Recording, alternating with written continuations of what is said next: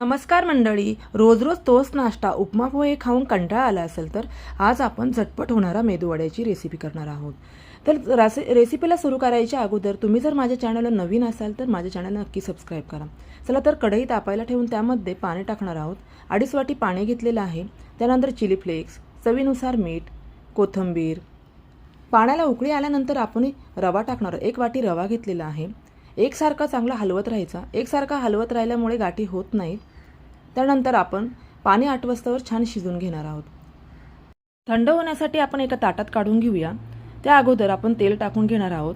तेल टाकल्यामुळे हाताला चिटकत नाही हे बघा. आणि त्यानंतर आपण थंड झाल्यावरती मळून घेणार आहोत. छान मळून घ्यायचं आहे आणि मेदूवड्याला जसा आकार देतो तसा आपण आकार देऊन घेणार आहोत. हे बघा, अशा पद्धतीने आकार द्यायचा आहे. चला तर मग कढई तापायला ठेवून त्यामध्ये तेल टाकलेलं आहे. तेल तापले का चेक करूया. तेल छान आपलं तापलेलं आहे. आपण एक एक वडा सोडून घेऊया. गॅसची फ्लेम हायच ठेवायची आहे. छान असे कलर होस्तवर छान फ्राय करून घ्यायचे आहे. खूप झटपट होणारी रेसिपी आहे. नक्की करून बघा. आवडले असेल तर एक लाईक नक्की करा. अशा पद्धतीने छान असं तळून घ्यायचे. त्यानंतर आपण ग्रीन चटणीबरोबर सॉसबरोबर खाऊ शकतो. चला तर मग इथंच थांबते. भेटूया पुढच्या व्हिडिओमध्ये. Bye bye.